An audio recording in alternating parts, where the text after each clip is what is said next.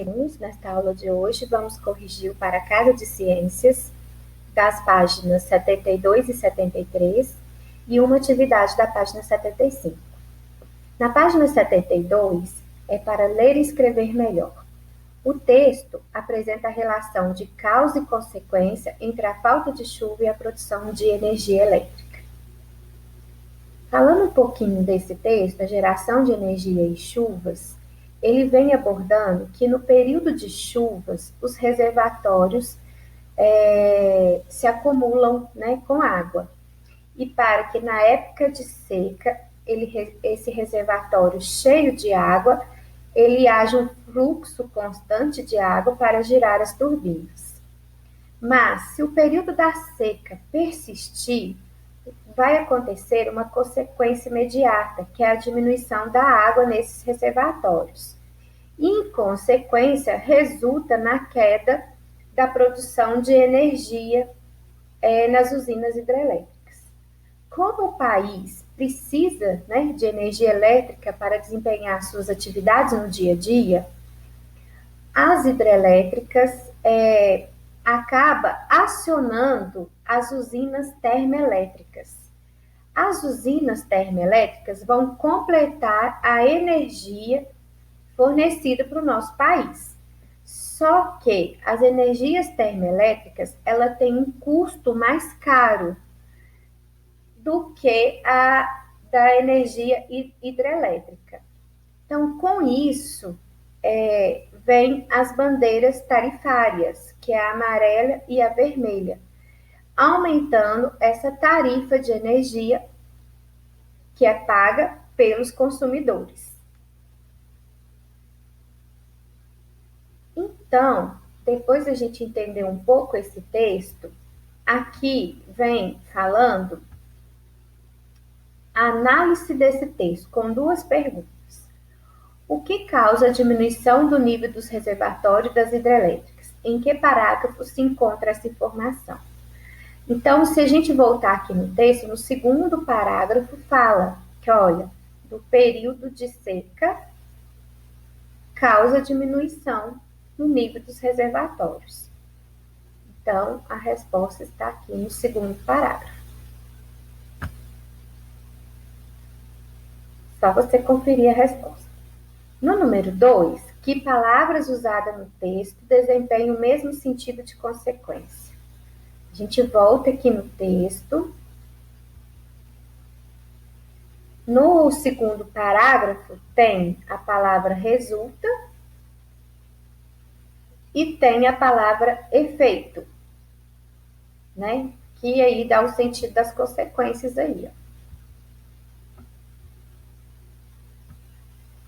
É só conferir.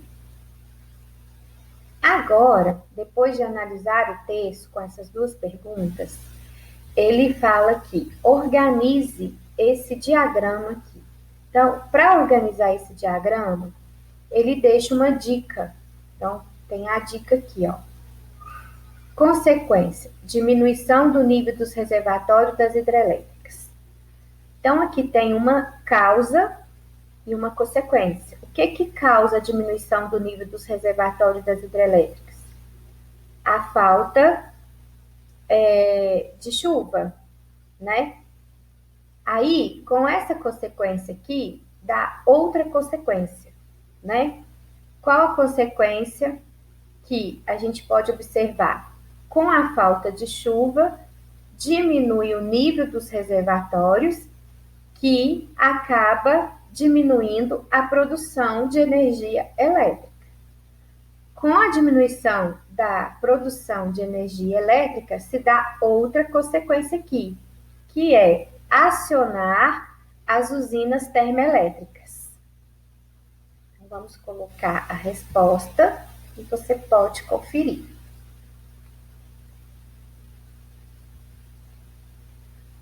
Na número 4, já pede para você escrever. Então, você vai produzir um texto. Leia as informações a seguir e escreva no caderno um texto mostrando as consequências da produção de energia em usinas termoelétricas. Então, aqui ele vai falar um pouquinho sobre as usinas termoelétricas para te ajudar na sua produção do seu texto. Então, ele coloca aqui, ó, nas usinas termoelétricas, muitas vezes a energia é produzida por meio da queima de combustíveis fósseis, como o carvão mineral, o gás natural e derivados de petróleo. Causa: produção de energia em usinas termoelétricas. Consequência: poluição do ar. Consequência: esgotamento de combustíveis fósseis. Tá? Por quê? O petróleo, o gás natural e o carvão mineral, nós já estudamos que são recursos naturais, mas que eles não são renováveis. E com isso, se utilizarmos bastante, eles vão acabar, né? Eles vão se esgotar. Então, aqui, ó, a gente vê como consequência aqui, ó, o esgotamento aqui desses combustíveis. E também ele polui muito o ar. É uma produção que também, fala no texto, que é muito cara. Então, a gente vê que tem mais desvantagens nas usinas termoelétricas do que vantagens.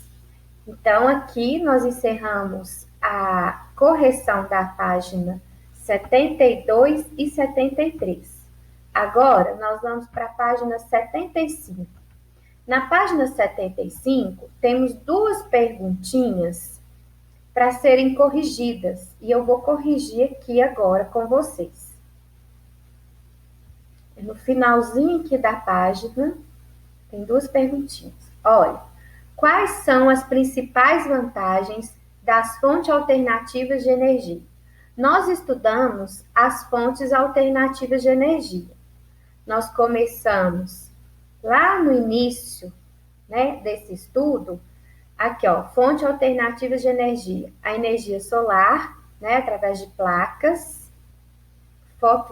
fotovoltaicas, a energia eólica, né, que é através do vento,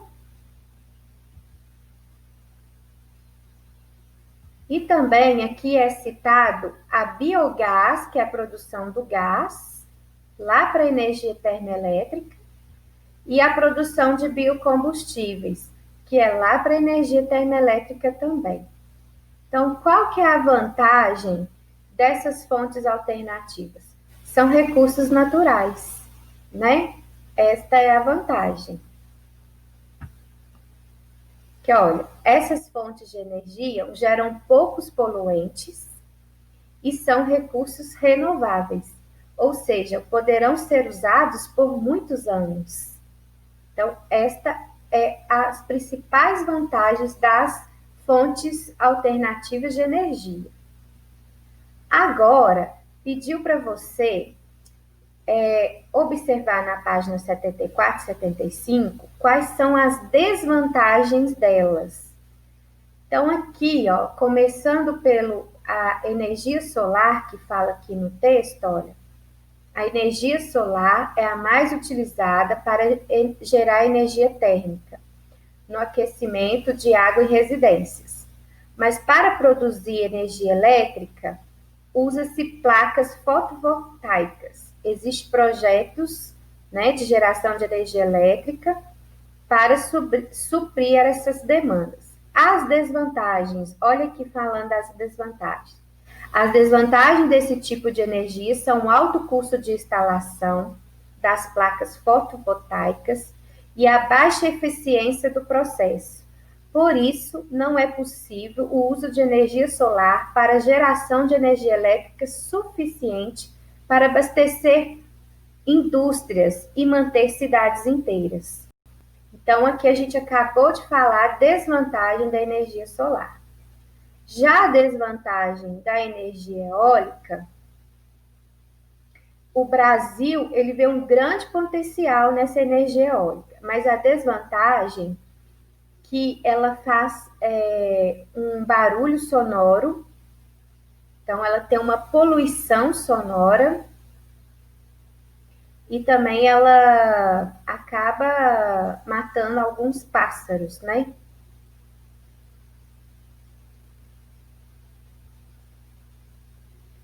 A biogás ela é feita para as usinas termoelétricas, só que a gente sabe que as usinas termoelétricas provocam muita poluição, então, e também tem alto custo. E os biocombustíveis também são para energia termoelétricas. A vantagem que é utilizada a cana-de-açúcar, que produz o etanol, e a soja, que produz o biodiesel. Então, vamos responder aqui agora e você pode conferir.